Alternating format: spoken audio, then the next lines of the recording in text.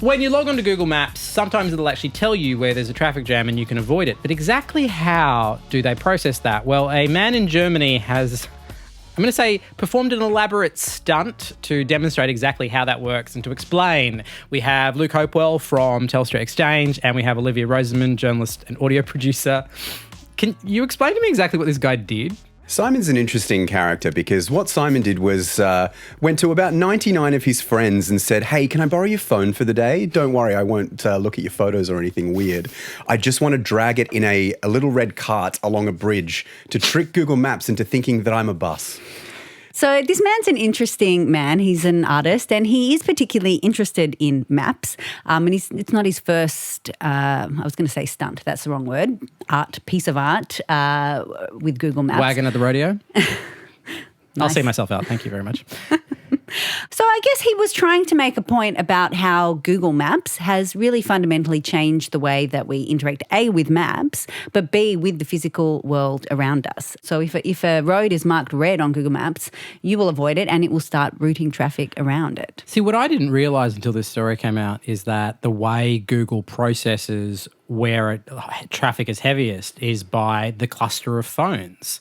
He also didn't realise that, but he worked it out one day when he was at a May Day rally in Berlin and noticed that square had, and the roads around the square had gone red, but there were no cars. I had imagined that they had some kind of hookup to a satellite. They could see cars. Yeah, technology that we can't see how it works is often indistinguishable from magic. And usually when we can't explain something, we'll just say, oh, it's probably satellites.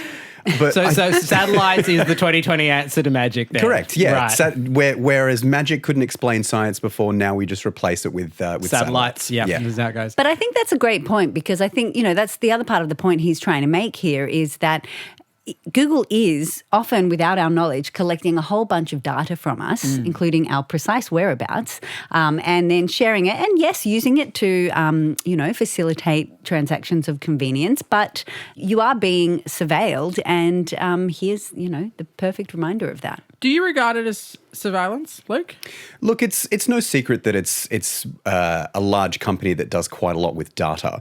I think we all know these days. That's the most diplomatic way of putting that I've ever heard. I think we all know these days is that a lot of the stuff that we use for free, it's inferred that we are that particular product. And the price that we're trading is that we're giving up a little bit of our information for a lot more convenience. And we have to figure out whether that balance is being struck in a way that we're comfortable with. And if it's not, we discontinue the use of that service. Personally, I know that there's no substitute for a really good street directory in the side door of my car. No, it's you don't still have that. It's still there. What? We had an argument with my partner about throwing it out recently, but it's still there because I'm the person who thinks that one day my phone's going to run out of battery and I'm going to be in the middle of, I don't know, the moon and not be able to navigate. I'm not sure if we have maps. Yeah, I was going to say the UBD's not helping you out with that one. But also, it's a new version. How many phones does it take for Google to recognise a street as a traffic jam? Did we get that from his experiment? Oh, that's a good question. I mean, he had 99 phones. That'll do it. And look, I'm not sure if there's a critical mass. Google did sort of respond to this event and they said, a little bit tongue-in-cheek that they were always happy with people testing the limits of their technology, whatever. They said that they have a way to distinguish motorcycles from cars. Presumably that's just based on the speed. Interesting. I don't know how that would work. I mean, I guess the way you would do it is a car can't lane filter to the same extent that a bike can. Or pop sweet wheelies. But by that logic, just a bad driver, a person that drives on the median strip could qualify as a biker. Yeah. Please don't send in any complaints, bikers. I mean, I guess 99 cars is a lot of cars.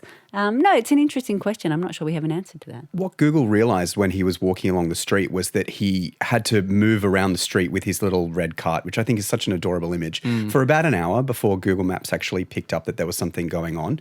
And rather than realise that it's 99 cars or a protest that's happening, from what I understand, Google Maps interpreted it as buses driving up and down the street. Because if you think about how many people are on a double-decker bus, for example. They're moving in unison too. Moving in unison as well. So that's why it thinks that, this is this particular thing, this is how we'll represent it. But they do have some ways, I'm sure, to distinguish that if we can get a car driving past, this particular bus quickly, then it invalidates the previous data that it received.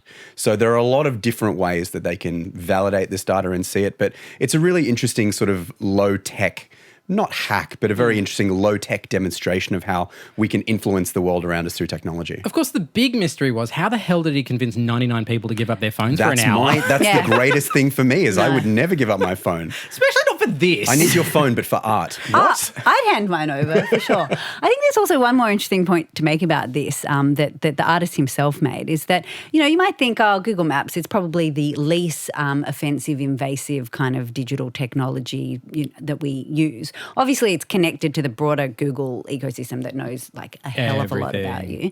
But Google Maps also underpins so many, if not all, of our like modern apps of digital convenience. Your Uber, your Menu Log, your Tinder, your jogging app, right? They all work off a base of Google Maps. And, this artist was making the point that Google Maps is the ultimate basis of all of these new forms of what he called digital capitalism and commodification, which I think is a really great point to think about.